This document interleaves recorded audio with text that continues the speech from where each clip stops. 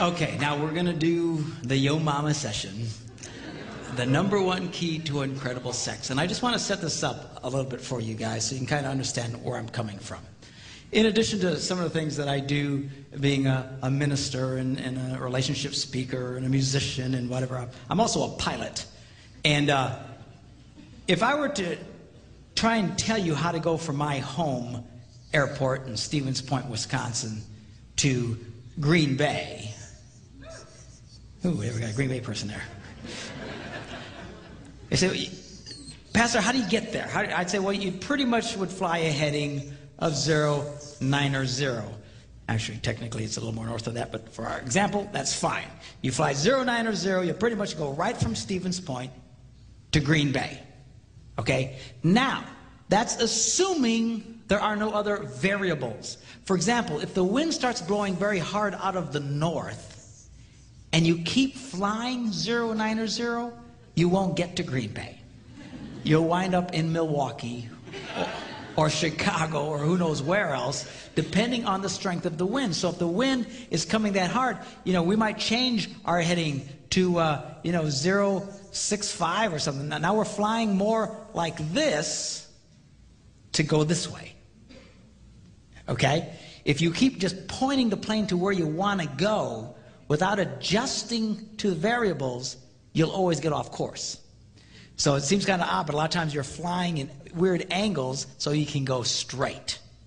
Now, what I'm going to share with you when I talk about sexual issues here is how to get from point A to point B. But it depends on your variables, and everybody has them. All right? And it's impossible for me to cover all of that in this session. I'll try and do the best that I can. But you're going to have to use your own best wisdom, your best judgment, common sense, to understand why something I might share may not exactly help you get to where you need to get because of your past or whatever the deal is. And then you adjust accordingly. And if you're really stuck, give us a call. Call our office. We would love to help you. And we really appreciate when people call us and asking us questions about, well, how do I deal with this problem and that sort of thing. So just keep that in mind. I understand you might have some big variables, and you'll just have to adjust for yourself in that. The other thing that I want you to keep in mind is this. Being a minister, sometimes when you start talking about sexual things and you start to try to explain to people why you have certain moral stands, they don't really understand. But there's a reason for that. The reason God encourages people to wait until marriage to have sex is because when you have sex outside of marriage, you run a very high risk of messing things up. Now, this is particularly true for men. Men tend to imprint off of their early sexual experiences, much like a bird. Some of these birds, these cranes and stuff, they imprint on the first thing they see after they're born. I don't know if you know about this, but there's some animals that when they're born, the first thing it sees, it imprints on and thinks it's mama. So if these stupid cranes are born and a chicken's around, it's going to follow the chicken and ignore its mother. And professionals who deal with these animals have to be very, very careful not to be seen. I've watched them work with them while they're actually dressed up like gigantic cranes to get around them because they're not the brightest things in the world. It's mama, and they'll follow it everywhere. And men tend to imprint off of their early sexual experiences. If a man's early sexual experiences are in the context of lust, which is what they are outside of marriage. It's not really about love. It's about lust. It's about heat. It's about the backseat of a car. It's about someone they don't really know. They tend to imprint on that. They tend to imprint on the sex and not the girl. Are you following me? It's like when they have this, these early orgasmic experiences, it's like their psyche goes, whoa, what was that? And it starts taking pictures. This is because they want to remember. And they imprint off of this. And that's why a lot of guys, they get stuck here. That's why a lot of men are constantly, even in their marriages, are trying to recreate a lust environment, trying to get fulfilled sexually as a married man. trying to force their wives to do things that a lot of them are very uncomfortable in doing. Why are they doing that? Because they're trying to recreate this thing. They're trying to recreate this thing. See, if a man's early sexual experience is in the context of marriage, where he falls in love with this girl and all these people gather together and they all approve of it, and they have this wedding, and they're in a church, and their God approves of it, and all their friends and family approve of it, and they have the biggest celebration of their life, and then on their wedding night and on their honeymoon he starts having these first experiences. Now he's imprinting on the girl, and he connects to the girl at a very deep level. That's why people who wait until they're married to have sex have a fraction of the divorce rate of the rest of the world.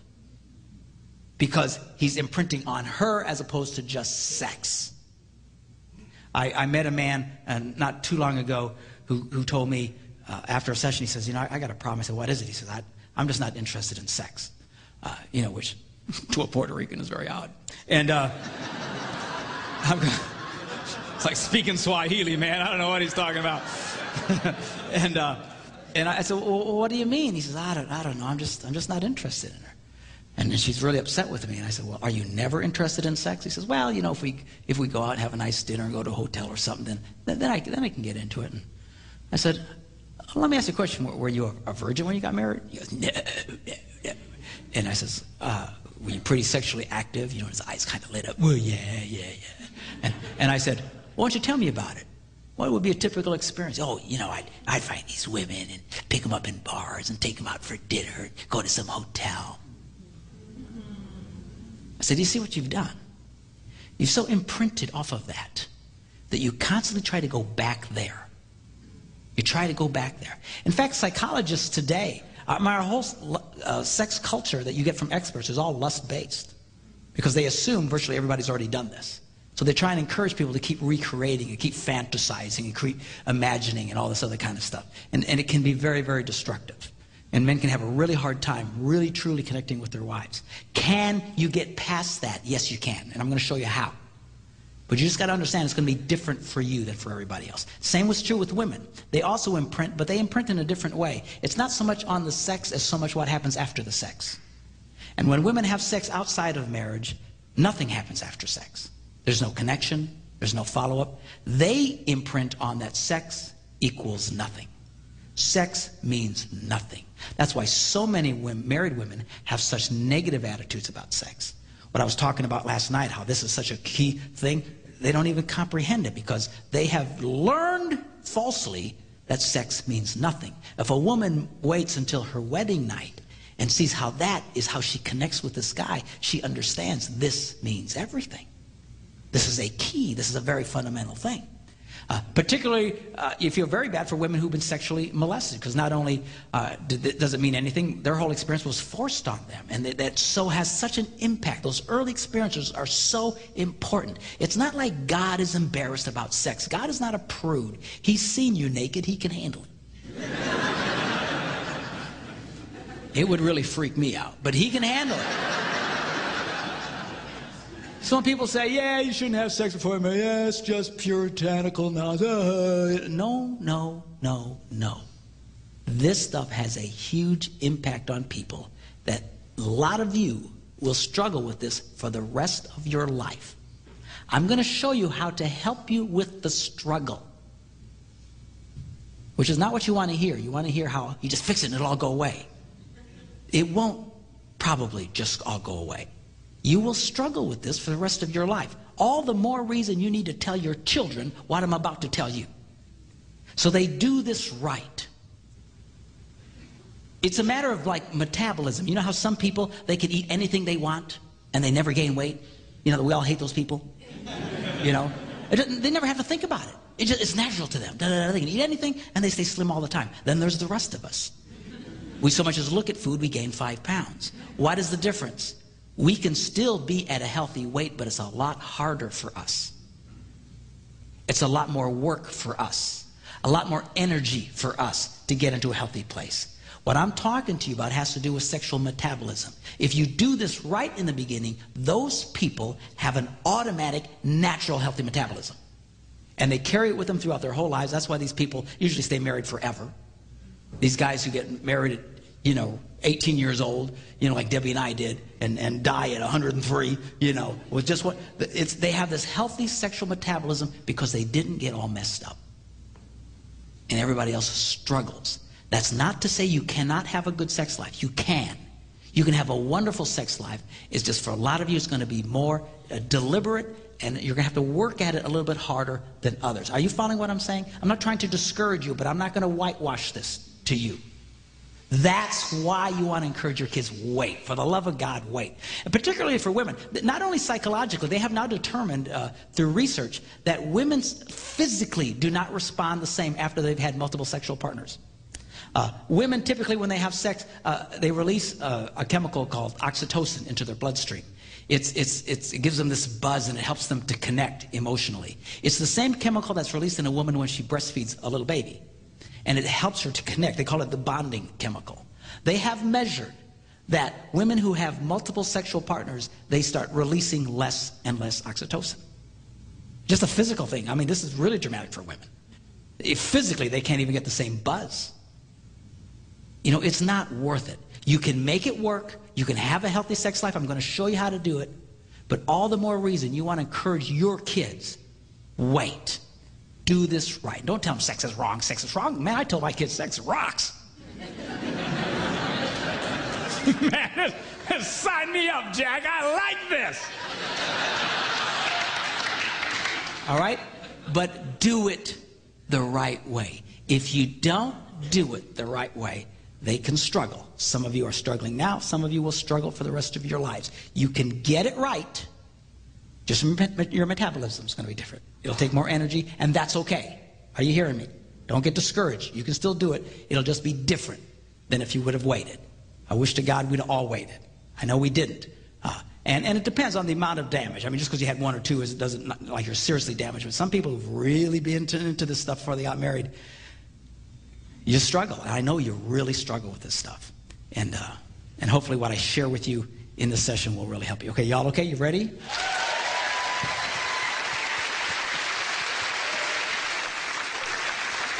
Now what we're going to do is we are going to focus on the woman. You say, why is that? Because she's a lot more complicated than you.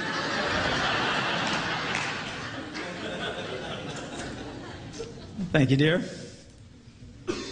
So we're going to focus on what it takes for a woman to experience great sex. You see, all a man needs for great sex is for you to show up.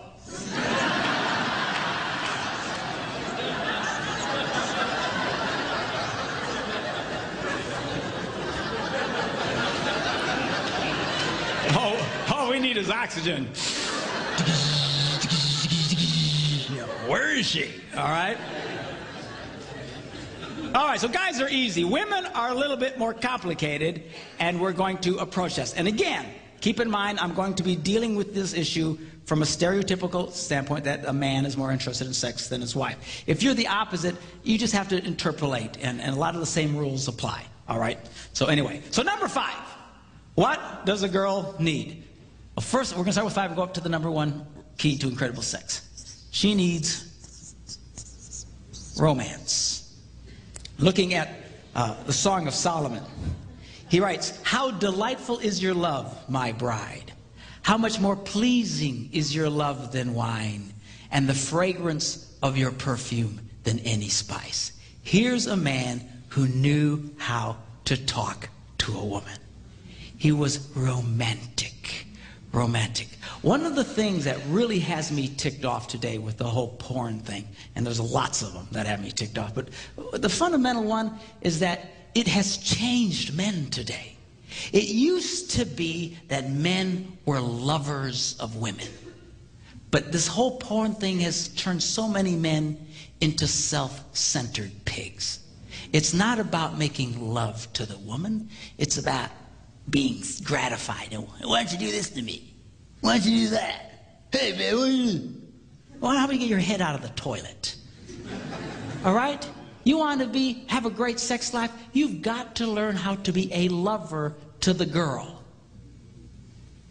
You know, a lot of guys get mad because women aren't as turned on as they are automatically, or don't have as much desire as they have. Guys will say, well, my wife's not interested in sex. Sure she is. All women are interested in sex. All women have sexual desire, but it's different from you.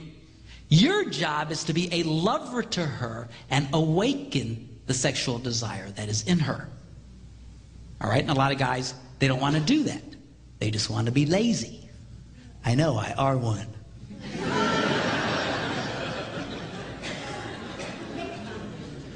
The guy should focus on the girl.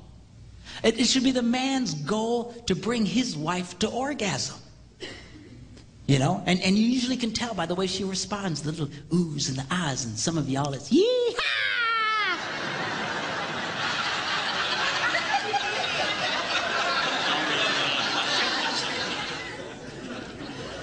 Of course, a lot of women say, well, I'm so embarrassed. I couldn't do that. You know, and I say, girls, if your husband has to constantly ask you if you've been to the promised land, you ain't communicating.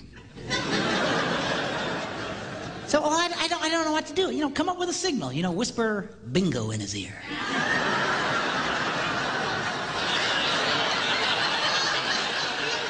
It makes for great code later. You can talk around the kids. They have no idea what you're talking about. Hey, baby, you up for some bingo later? Yeah, I can do some bingo, you know. Your kids will say, man, you ever see mom and dad play bingo? What's with the bingo thing, you know?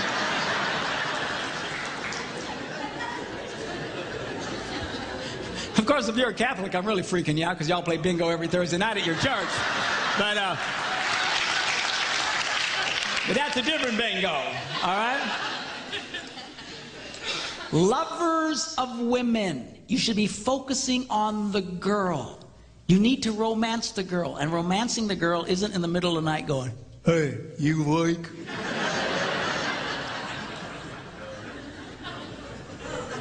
Say, well, I'm interested then. Well, you know, look, if your wife likes you waking her up in the dead of sleep, then go for it. I don't care. The minute you feel turned on, you don't have to be immediately gratified. All that's doing is God reminding you, be nice to the girl. Be nice to the girl. Be nice to the girl. All right? And then that should kick you into your romantic mode, not your, hey, come here, baby. Help me out, will you?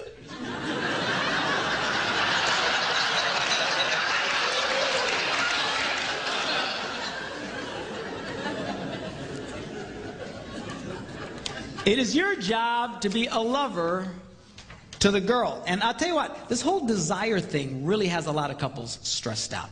Because we've always heard, you know, all of our lives, and all the books, and all the sex education, this is how it works. You know, desire leads to arousal, which leads to sex. Right? We've all heard that. Great. Only one problem with that. It's not true for millions of people, particularly women. There's some guys, this works for them too, and they really struggle because they, you know, I'm a man, I should be this way, but a lot of people, they're not. A lot of women exhibit little to no desire at all. And then they feel badly about themselves because they think, well, I should. I should. Who told you you should? Some stupid textbook? Who cares? I have discovered, asking couples and interviewing them, that, you know, this whole desire thing, a lot of guys, yeah, she's just not ever interested in sex. She doesn't want to have sex. And I said, really? I said, well, let me ask you a question. Will she have sex with you? Well, yeah. Well, what's she like when she does? Oh, she's incredible. In fact, I've actually come to the point, I don't have any data to support this, but just, you know, from the couples I've talked to, but I've come to believe that some of the most sexual people on the planet exhibit little to no desire at all up front. In fact, a lot of women who are incredible sexual animals are only feel like doing it when they're doing it. They don't lead with this big desire thing in front. Now stop and think how that changes your view of yourself. Because right now, if you think, well, gee, I never feel that much, there's something wrong with me, then you develop a negative attitude about sex. See? And a lot of guys get angry at their wives because, well, she never initiates it. She never wants. Well, who cares? Who cares? I promise you, in my house, I am the initiator.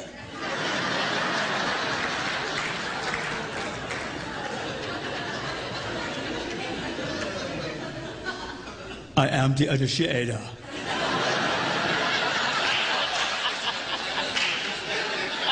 I will initiate, and then I'll be back.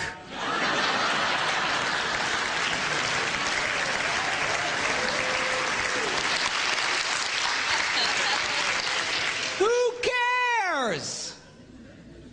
Who cares? This has really got a lot of people messed up. I'm telling you, a lot of women, it's just not there until you start waking it in her. Okay? So you've got to learn to be a lover to the girl. Learn how to awaken the desire that is in her. Which leads me to the next point, which she needs foreplay. Now you're preaching, brother.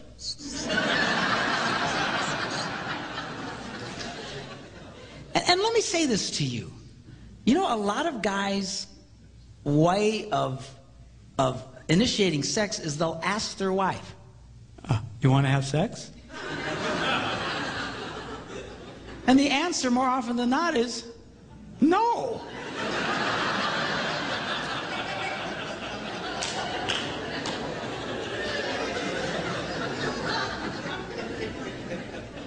Why would you ask a question that's most likely to be responded with a no?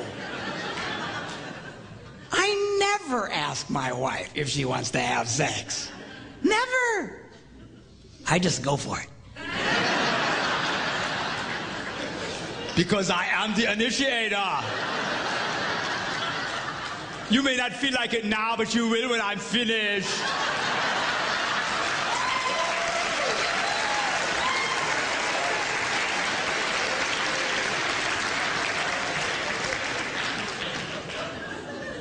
Man, if your idea of romance and foreplay is, you want to have sex? There's something wrong with you. Come on, rise up. Take your place. Now check this out, Song of Solomon. I love this. He writes, your stature is like that of the palm tree, and your breasts are like clusters of fruit. I said to myself, I will climb the palm tree. Now take hold of the fruit. Hallelujah!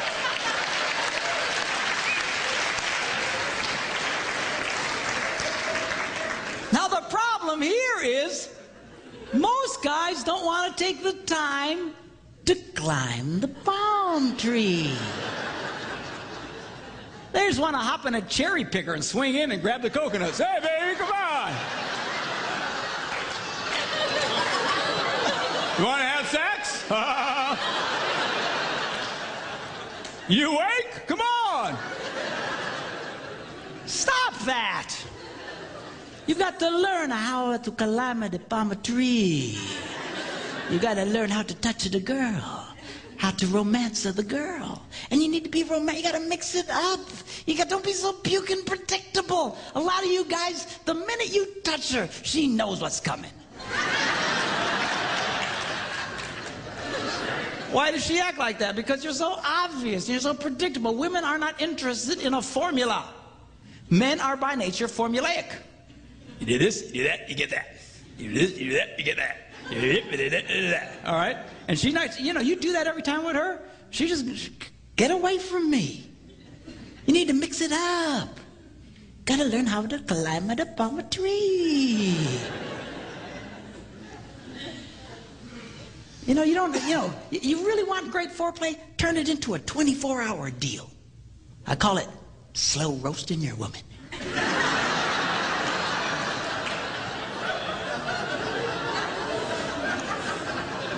Man, it rocks. Don't be in such a hurry. Kiss the girl, leave her alone. Flirt with the girl, leave her alone. Touch the girl, leave her alone.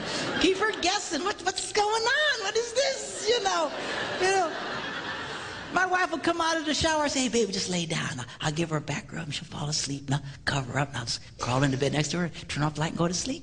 So I couldn't do that, Pastor. I'd go blind.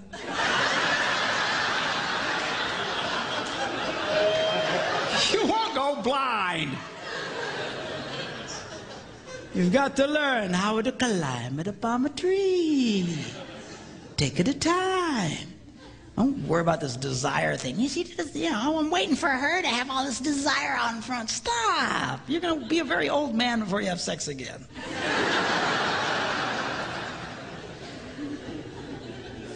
All right? Number 3. She needs time. Check this out.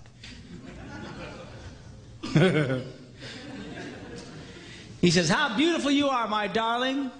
Your eyes behind your veil are doves. Your hair is like a flock of goats.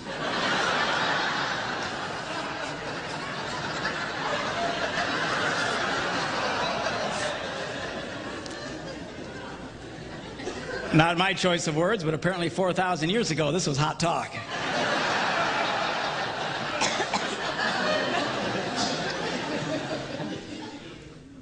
Your lips are like a scarlet ribbon. Your mouth is lovely. Your neck is like the Tower of David. Your 2 breasts are like two fawns, like twin fawns of a gazelle that browse among the lilies.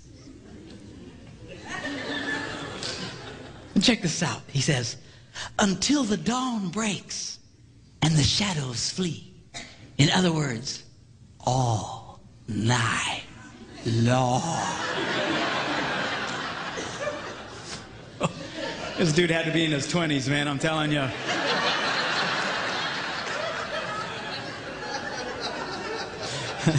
Those Puerto Ricans way past all night long, I gotta tell you right now. But all night long. What's he gonna do all night long? He says, I will go to the mountain of myrrh and to the hill of incense. Where exactly is that, Pastor? Let me explain it to you. If you look in the back of your Bible where they have all those nice maps of the Holy Land and stuff, you can look as hard as you want. You won't find Myrrh Mountain anywhere. So, well, where is it? And I'll think it through. Talks about her hair, and her eyes, and her nose, and her lips, and her neck, and her breasts. Ends up at Myrrh Mountain. Where do you think it is?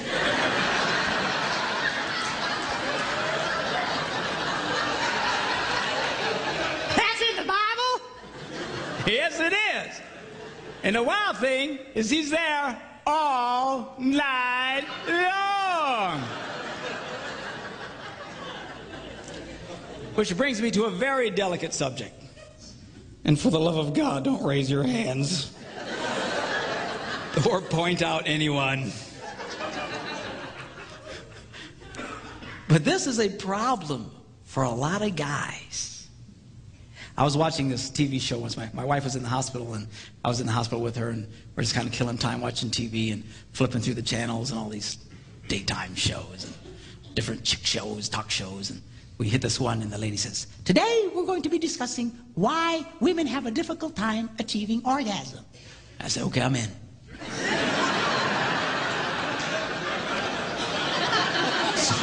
So I said, let's watch this one. I like this one.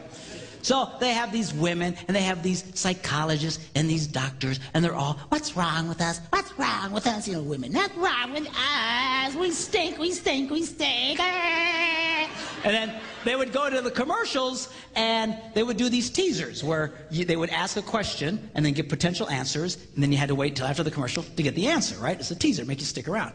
Well, about halfway through the show, they asked this one question. What is the average length of a man's sexual experience? A, 2 minutes, B, 10 minutes, C, 20 minutes. And it went to commercial. I looked at Debbie and I said, you know what the answer is? She goes, no, what? I said, 2 minutes. She goes, oh, it's not. I said, you watch. Came back and ding, hey, 2 minutes. And then they went on, what's wrong with us? How can we have a hard time achieving orgasm? Hello, did you see the screen? Now do the math. If a woman needs anywhere from 7 to 14 minutes, and a boy's done in 2 minutes, you got yourself a math problem.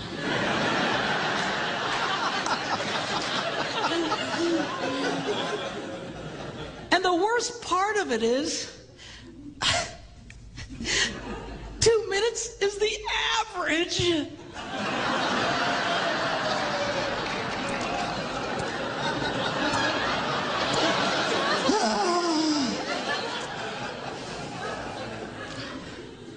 Now, guys, you can do better than the 2-minute drill.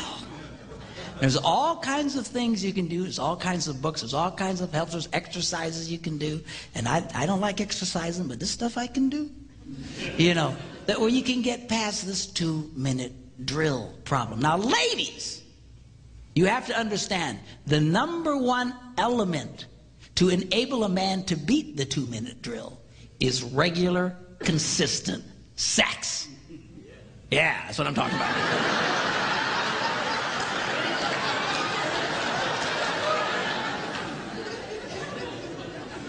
You make a guy wait for 2 weeks, and he ain't gonna last 30 seconds, for crying out loud. All right, you need to help this boy become a lover to you. You gotta help him get his stamina up, all right? But you gotta be focused on the girl. Now, if all you are is focused on yourself, a lot of guys, that's 2 minutes is more than enough time. It's all about them. Oh, get my release, okay, thanks. And then they wonder why she doesn't want to have sex later. Well, it's a drag for her. I know women who've been married their entire married lives who've never had an orgasm. Never. But who'd been married before and knew what an orgasm was. They knew what I was talking about. Come into my office, and I don't know. I said, well, let me ask you a question. Does he ever ring your bell? No. So have you ever had your bell rung? Yeah. So she knew what I was talking about. Been married before. So let me ask you a question. When he makes love to you, she goes, yeah. I said, 2 minutes or less. She goes, how'd you know? I mean, come on, guys. We can do better than the 2-minute drill. All right? Number 2, she needs privacy.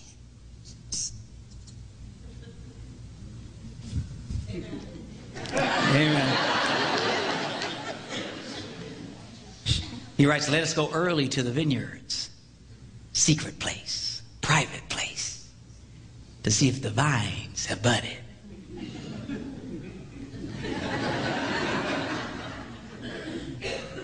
If their blossoms have opened. If the pomegranates are in bloom. People sure are into gardening. And there he says, I will give you my love. It's going to be very difficult for a woman to feel very sexual or turned on if she doesn't feel that her lovemaking to you is safe and private. All right? Which means chances are, if you have dinner guests waiting in the next room, she won't be very interested. To a lot of guys, we'd have no problem with that.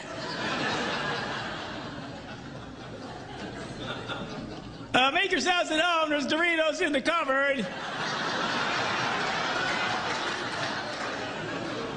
We'll be with you in a little bit.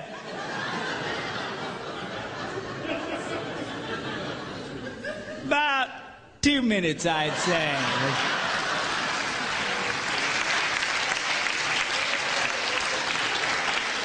She's not going to be interested in that, you nitwit. That's why for a lot of women, just having children makes it difficult for them to feel very sexual. I call children the anti-sex. Because they're always around. They're always around. It's always around. And it's hard for them to feel very sexual. You got to work with her on that. And ladies, you know, there's locks on your doors. Use them, you know. You can't just neglect the sexual needs of your husband until they're 18. Don't worry, honey. They'll be gone eventually.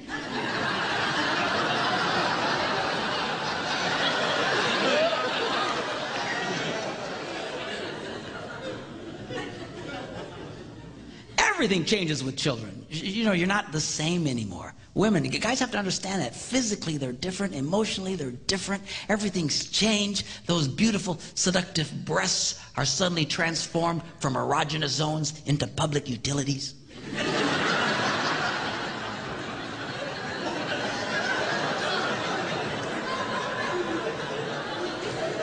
And guys, she's being touched all day long.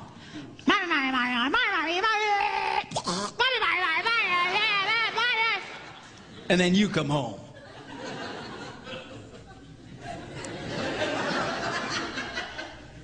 Hey, baby.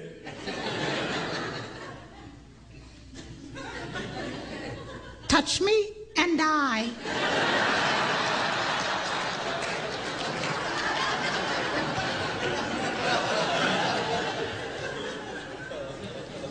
You know, you hang a couple of monkeys from your testicles all day long. See how you feel at the end of the day. I'm good. I'm good, thanks.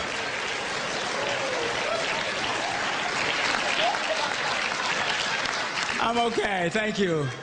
Thanks for asking. I'm good. I'm good.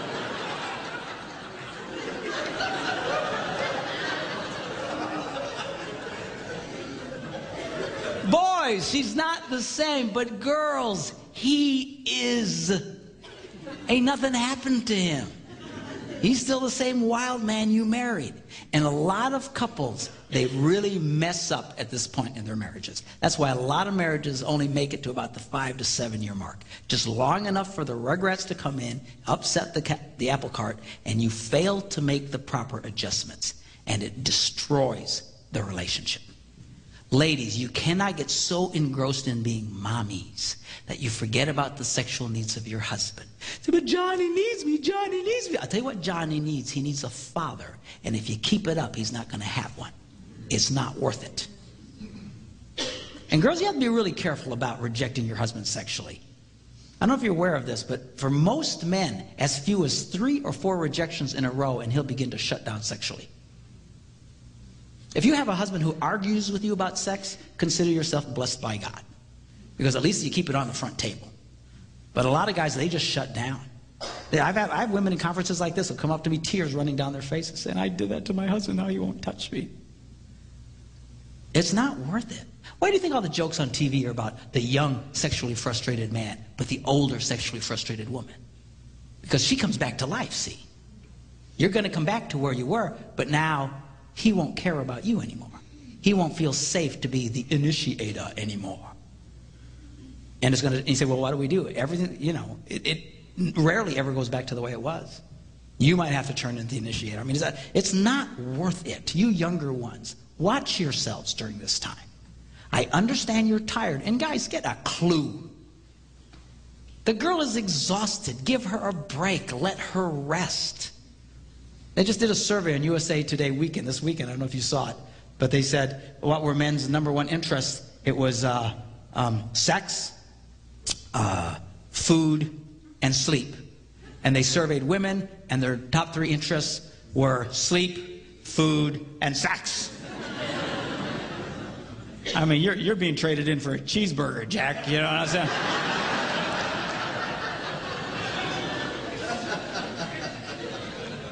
Help the girl. Let her rest. Give her a break. You want her to be a lover to you? Let her take a nap. You take the little rugrats for a while. Let them peel your brain apart.